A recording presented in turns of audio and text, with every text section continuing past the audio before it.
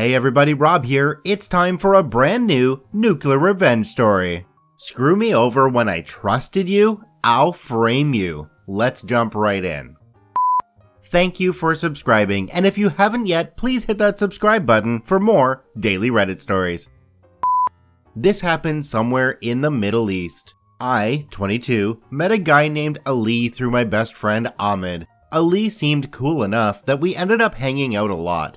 When Ahmed, studying abroad, noticed me and Ali became closer through social media, he warned me not to let my guards down because Ali isn't how he seemed and that he'll use me. I wish I had listened, but I did not because I really thought me and Ali have become really good friends. He was very respectful and seemed thoughtful. Ali is a citizen of the country we live in, I'm not, and he made me feel really bad for him because of the stories he fed me over hookah and Captagon.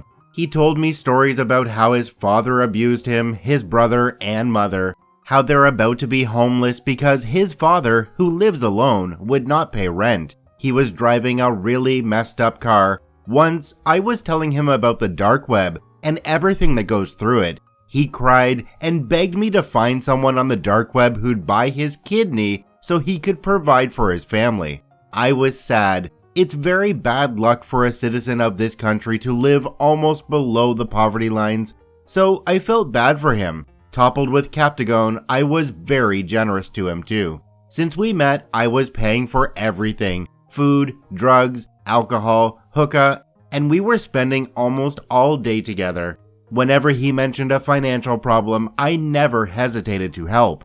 I'm a distance student with no job, but my father is a very successful businessman and gives me, his only son, a hefty sum every month. My father is really cool and we're like friends. We smoke hash and he mainly dips with bear, a habit he picked up during his college years in the American South, which is illegal in this country.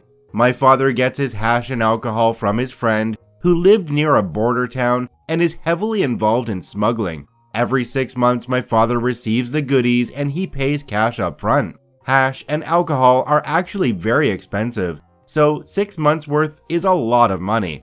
The reason my father gets 6 months worth at once is because a lot of Western, African, and Asian businessmen visit him, and alcohol is something they all want.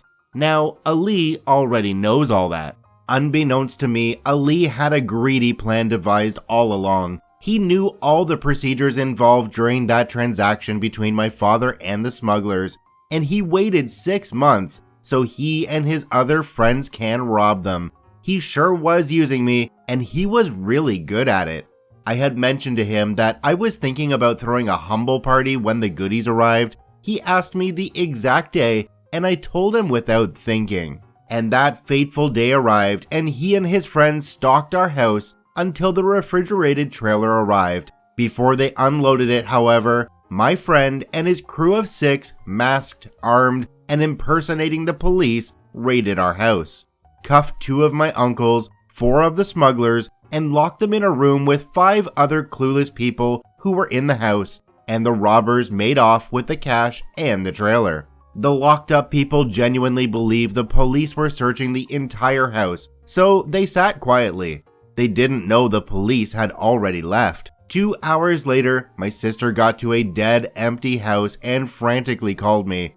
I was at a cafe blowing hookah alone, thinking my friend Ali was sleeping. When she called, I drove home and started looking in every room, and I found my terrified family and smugglers. I asked what has happened, and one of the smugglers instantly laughed and asked me if there was police outside, to which I replied, no. And then he cursed and said, the corrupt police stole the booze and hash. Since that was a common occurrence, usually with smaller amounts, we all thought that was just that. Crooked cops. The tech savage person he is, my father has most of the house outfitted with a high-tech surveillance. Me and my uncle started watching, and that's when I realized how good the sound system was. You can hear everything so clearly. I also noticed a very familiar body posture and gestures from one of the officers.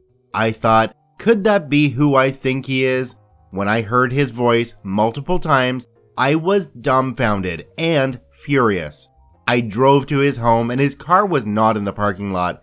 I called him and he answered, acting as though he just woke up. I told him that the police just robbed us. He acted all concerned and I told him I'll be at the cafe. Meanwhile, I called Ahmed and told him everything. He was not surprised at all. In fact, he told me he knew Ali and his friends impersonate a police officer to rob foreigners. He told me Ali had actually spent 6 months in prison a couple years back for theft. I had no clue. Anyways, Ali came to the cafe eager to hear what happened and congratulating me because it could have gone bad. I played along. I didn't tell him shit. I never gave away the fact I knew everything. I was just thinking about how to possibly screw him over. If I called the cops on him and his friends, they'll most definitely rat us out. They're thieves. The stuff had to come from somewhere. I decided to play the long game and think what I could do to him thoroughly. I also told my dad and he told me to never tell him that I knew it was him and to try and break contacts with him, since he was a citizen and my father didn't want to bring any unnecessary attention to himself because he's got a business to protect. Also, my father never got involved directly with hash and alcohol. His bros would take the fall if anything was to happen. My uncle, however, was concerned if they somehow fuck up and get caught, they'd still snitch, so he asked me to find out where exactly they stashed the stuff. After weighing my options, I decided to buy a GPS tracking device and attach to 3 of Ali's friends and his cars. I found out the place where all 3 cars frequented at the same time and told my uncle. It turns out the house belongs to one of Ali's friend's cousins, Wasim, who happened to be a huge dealer of pills. My uncle then approached Wasim's friend about pills, alcohol, and hash, and the friend took him right to Wasim's home. That way, my uncle confirmed probably all the booze was inside. My uncle, 26, then turned the tables on them by him and his friends also impersonating secret police, raiding Wasim's home, and taking every drug and alcohol available. They also injected Wasim with a mixture of drugs, filled his car with all the pills he was selling, and they deliberately crashed his car on a highway and placed a passed out Wasim in the driver's seat. I don't think he knew when exactly the real police caught up with him. Well, my uncle's great plan got me thinking on how I could finally get Ali. I was still angry at him. Ali didn't know that I was bi. That's because you don't talk about that kind of stuff around here. Anyway, I met a guy, Angel, from North America, neither US nor Canada, on his final year studying as an international student. We hit it off and I started spending more time with him as I continued to distance myself from Ali. Ali still had the money he stole from us, so he didn't care much. His life basically is pop pills, smoke hookah, eat, sleep, repeat. He got that covered for a while. Fast forward a year, my entire family, along with the family business, moved to the neighboring country. I left behind with Angel as me and Angel were discussing about moving to his country, and I was seriously considering that as well. Finally, when he graduated, we decided to leave. Angel would first go and arrange everything before I joined him after a month. Out of the blue, I remembered about Ali. I barely saw him in the past 6 months by making up excuses like, I'm not in the country. I'm just gonna live without doing anything to him? No way, I thought to myself. A plan came to mind. Just like how my uncle screwed Wasim by framing him, I wanted to do the same. I told Angel all about my plans. He thought the outcome could be too cruel. He is a very gentle person, but I assured him that they'd have killed my family had my uncles resisted the day of the robbery. Angel knew a little bit of the story, but he never met Ali. My plan was for Angel to rent a car a week before his departure, and a day before his departure, he parked it in front of a supermarket while the engine is running to get something quickly. I then stole the car. Cameras show a well-disguised man speeding away. He called the police, they reviewed the footage, and alerted the rental company. The rental company then gave him another car, which he returned at the rental company's airport branch the next day before departing home. I hid the car I stole at a location cops would not go to look. I also hid a fairly large amount of drugs and some cash under the trunk lid. I put the keys on the front tire. Then, I traveled the breadth and length of the Atlantic Ocean to go be with my angel.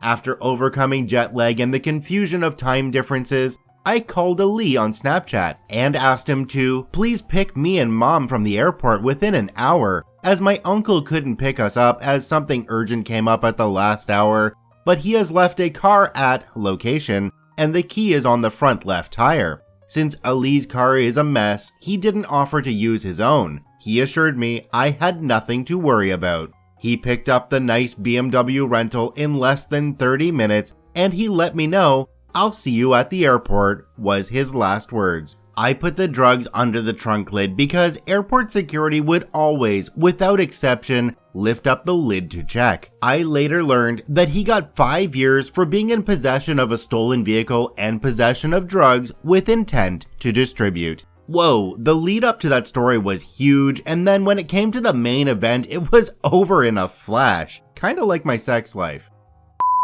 I'd like to thank OP for posting their story to the NuclearRevenge subreddit. You can visit them at the links in the description below. Please go there and give them an upvote. Once again, this is Rob from Karma Comment Chameleon saying thanks for watching. If you enjoyed the video, please hit that subscribe button, drop a like, and share it with your friends, and we'll see you in the next one.